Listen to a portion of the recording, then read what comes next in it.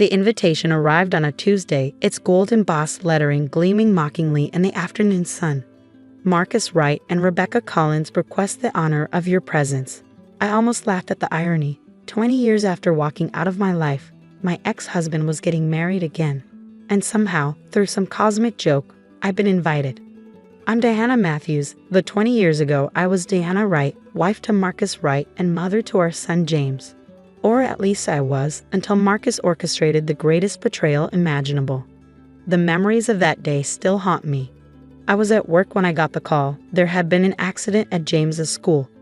By the time I arrived at the hospital, Marcus was already there, his face grave as he told me our 6-year-old son hadn't made it. I collapsed, my world shattering into a million pieces. The following weeks were a blur of grief and confusion. Marcus handled everything. The funeral arrangements, the paperwork, even the life insurance claim. I was too devastated to question anything, too broken to notice the inconsistencies that should have raised red flags. It wasn't until 6 months later that I discovered the truth. A chance encounter at a grocery store changed everything. I was standing in the checkout line when I overheard 2 women talking. Did you see Rebecca's Facebook post from Paris? She and that Marcus guy look so happy together. And that little boy of his is adorable. My heart stopped. I knew Rebecca. She was Marcus's colleague from work. But Paris? A little boy. With trembling hands, I pulled out my phone and searched for Rebecca Collins on Facebook. Her profile was public, and there they were, Marcus, Rebecca, and a little boy who looked exactly like my James.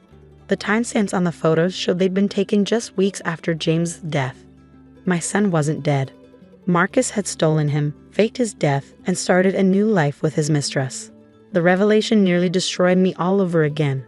But this time, instead of collapsing into grief, I felt something else. Rage. Pure, white-hot rage that burned away the fog of depression I'd been living in. I immediately hired a private investigator, but Marcus had covered his tracks well. He and Rebecca had moved to Europe, using his dual citizenship to establish a new life. The death certificate, the funeral, everything had been carefully orchestrated to make it appear that James had died in that accident. For years, I followed their lives from afar, watching through social media as my son grew up calling another woman Mom. I saw birthdays, school events, family vacations, all the moments that should have been mine. But I couldn't do anything without risking Marcus disappearing with James again. So I waited. I built a new life for myself, channeling my pain into success. I went back to school, earned my law degree, and became a specialist in international family law. The irony wasn't lost on me. Every case I took on was driven by the knowledge that somewhere out there, my son was growing up without knowing the truth. Now, 20 years later, here was this invitation. Marcus and Rebecca were returning to the States for their wedding, a lavish affair to celebrate their love story. But what they didn't know was that I'd never stopped searching, never stopped gathering evidence. 2 months ago, my private investigator finally found something, proof of the fraud, documented evidence of how Marcus had faked James's death. More importantly, he found James himself, now 26 and working as an architect in London. I remember staring at his photo for hours. He had my eyes and Marcus's smile. But he was his own person now, shaped by a life I hadn't been part of. With shaking hands, I'd written him a letter, telling him everything. I didn't expect a response, but 3 days later, my phone rang. Is it true? His voice was deep, controlled, but I could hear the tremor in it. Did he really fake my death? Yes, I whispered, tears streaming down my face. I've spent 20 years trying to find you. The silence that followed felt eternal. Then, I want to meet you, and I want to make him pay for what he did to us. Now, as I hold this wedding invitation, I think about the plan James and I have crafted. Marcus thinks he's about to have his perfect day, celebrating his love story with the woman he left me for. He has no idea that his past is about to catch up with him. I pick up my phone and text James. The invitation arrived. Are you ready? His response comes quickly. Ready, Mom. See you in 2 weeks. I smile, running my finger over the embossed lettering one more time. Marcus Wright and Rebecca Collins request the honor of your presence. Oh, it will be my honor indeed. The day I learned Marcus had stolen our son, I died inside. But now, 20 years later, I'm about to show him exactly what that kind of death feels like. And this time, there won't be any coming back from it. The next 2 weeks passed in a blur of preparation and anticipation. James flew in from London, and seeing him in person for the first time in 20 years nearly brought me to my knees. We spent hours talking, filling in the gaps of 2 decades lost. I always felt something was off. James told me one evening as we sat in my living room, photos spread out between us. "Dad, Marcus, he would get weird whenever I asked about you. Rebecca tried to convince me you died when I was little, but things didn't add up." I handed him a photo of his 6th birthday party, the last one we'd celebrated together. "This was right before he took you. You wanted a Spider-Man cake, but I accidentally ordered Batman. You cried for 10 minutes straight." James laughed, then his expression turned serious. "I remember that day.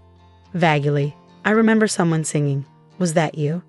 "Yes," I whispered, fighting back tears. "I sang the birthday song off-key on purpose because it always made you giggle." He stared at the photo for a long moment. All these years, I thought those memories were dreams or my imagination. Rebecca would tell me I was confused, that she'd always been my mother. But I knew, somewhere deep down, that something wasn't right. The pain in his voice made my heart ache. Marcus hadn't just stolen my son. He'd stolen James's truth, his history, his connection to who he really was. As the wedding day approached, we fine-tuned our plan.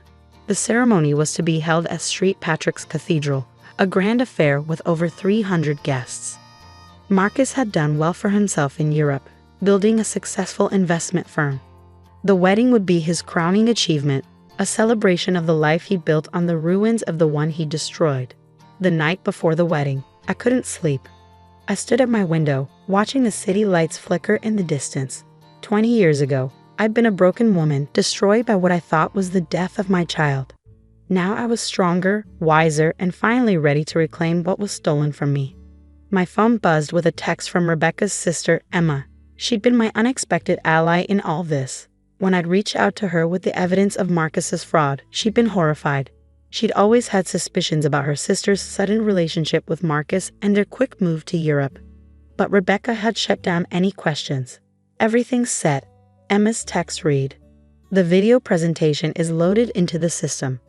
They have no idea." I smiled, thinking about the surprise we had planned. Marcus and Rebecca had asked Emma to put together a video montage of their love story to play during the reception. Instead, she created something very different, a carefully compiled presentation of evidence showing exactly how Marcus had faked James's death, including documents, photographs, and damning emails we'd uncovered. The next morning dawned bright and clear. I took extra care getting ready, choosing a deep blue dress that made me look elegant but understated. I wasn't there to steal attention, at least not yet. James met me at my apartment, looking handsome in his tailored suit. The resemblance to his father was striking, but there was a kindness in his eyes that Marcus had never possessed. "Ready?" he asked, offering his arm. I took a deep breath, steadying myself. "Ready." The drive to the cathedral was quiet, both of us lost in our thoughts. As we pulled up, I could see guests streaming in, all dressed in their finest. Marcus had spared no expense. There were flowers everywhere, a red carpet leading up the steps, and uniformed attendants directing traffic. We waited in the car until most of the guests were seated. Through the cathedral's open doors, I could see Marcus standing at the altar, beaming with pride. He looked older but still handsome, his dark hair now streaked with silver. Rebecca stood with her bridesmaids, radiant in her designer gown, completely unaware that her perfect day was about to implode. "Mom," James said softly, touching my hand. "Are you sure about this? We could still walk away." I turned to look at him, this wonderful young man who had been ripped away from me. "No," I said firmly. "He needs to face what he did." "They both do. You deserve better than a life built on lies." He nodded, squeezing my hand. "Then let's do this." We stepped out of the car just as the wedding march began to play. The timing was perfect. All eyes would be on Rebecca as she walked down the aisle. No one would notice us slipping in through the side door. Emma met us as planned, ushering us to our designated seats near the middle of the cathedral. From here, we had a clear view of Marcus's face as he watched his bride approach. He was smiling, tears in his eyes, probably thinking about how perfectly his life had turned out. I felt a fierce satisfaction knowing that smile was about to be wiped off his face. as Rebecca reached the altar and the priest began to speak. I caught Emma's eye. She gave an almost imperceptible nod. Everything was ready. The moment of truth was approaching, and 20 years of waiting were about to pay off. Marcus had no idea that his perfect wedding day was about to become his worst nightmare. Just as the priest asked if anyone had any reason why these two should not be wed, I stood up. The movement caught Marcus's eye, and for a moment, he just stared, his face going pale as recognition dawned. Then his gaze shifted to James, and I watched as every drop of blood drained from his face. It was time for Marcus Wright to learn that some deaths aren't permanent and some sins can't be buried forever. I object, I said, my voice ringing clear through the cathedral. The gasps from the guests created a wave of whispers that washed through the space. Marcus gripped the altar, his knuckles white. Diana, he managed to choke out. What are you? Then his eyes locked on James again, and he stopped breathing altogether. Rebecca turned, confusion written across her face until she saw James. The bouquet slipped from her hands, hitting the floor with a soft thud. No, she whispered. It's impossible. James stood beside me, tall and composed. Hello, Dad, he said, his voice steady. Or should I say Marcus? Since you're clearly not the father you pretended to be. The priest looked between us, completely lost. I'm sorry, what's happening here? What's happening, I said, stepping into the aisle, is the exposure of a 20-year fraud. Marcus Wright didn't just leave his wife, he faked his son's death and stole him away to start a new life. The murmurs in the crowd grew louder. I could see phones being pulled out, people recording what was quickly becoming the scandal of the year. Emma, I called out, would you mind showing everyone what we found? Emma, standing by the audio-visual controls, pressed a button. The large screens that had been set up to show the wedding video flickered to life. Instead of romantic photos of Marcus and Rebecca, documents began to appear. The falsified death certificate, medical records that had been tampered with, emails between Marcus and his contacts arranging the elaborate scheme. This is ridiculous, Marcus sputtered, trying to maintain control. Diana, you're delusional. You need help. No, Dad, James cut in, his voice sharp. You're the one who needs help. I found the letters, you know. The ones Mom wrote trying to find me. The ones you kept hidden all these years. Rebecca swayed slightly, her perfect makeup starting to run as tears formed. Marcus, what is he talking about? What letters? I pulled out my phone and played a recording. Marcus's voice from 20 years ago, speaking to the man who helped him fake the death certificate. The words echoed through the cathedral. Make sure it's airtight. His mother can never know he's alive. I'll transfer the rest of the money once we're safely out of the country. The silence that followed was deafening. All these years, James continued, moving closer to the altar.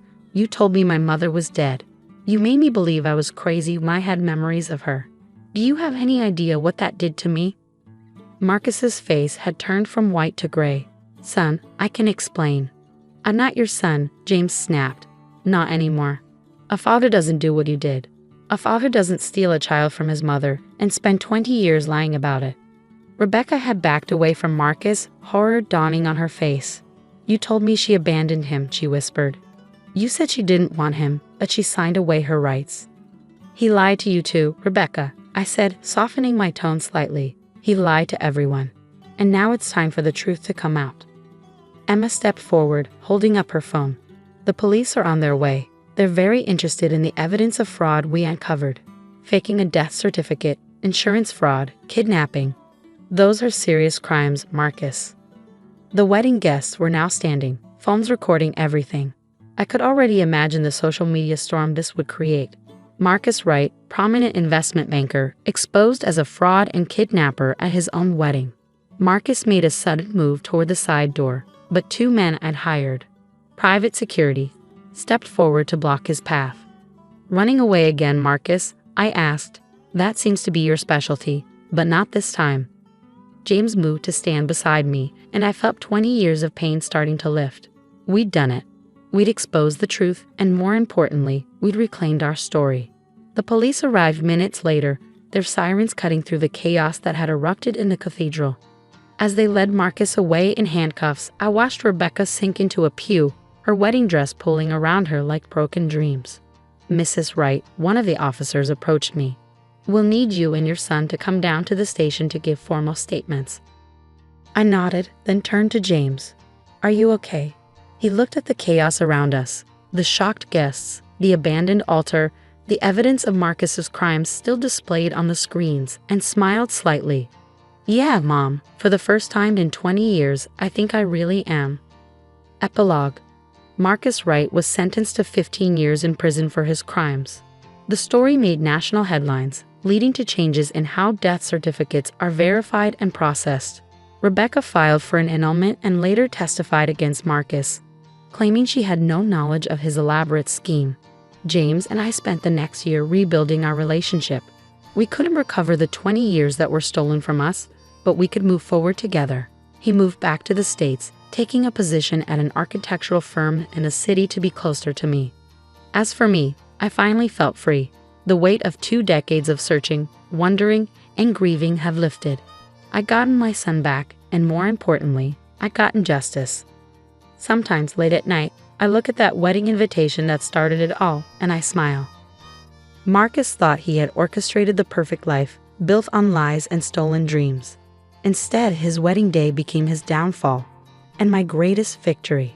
They say revenge is a dish best served cold. But I think the best revenge is simply the truth finally brought to light after years of darkness. And sometimes that truth comes wrapped in a gold embossed wedding invitation.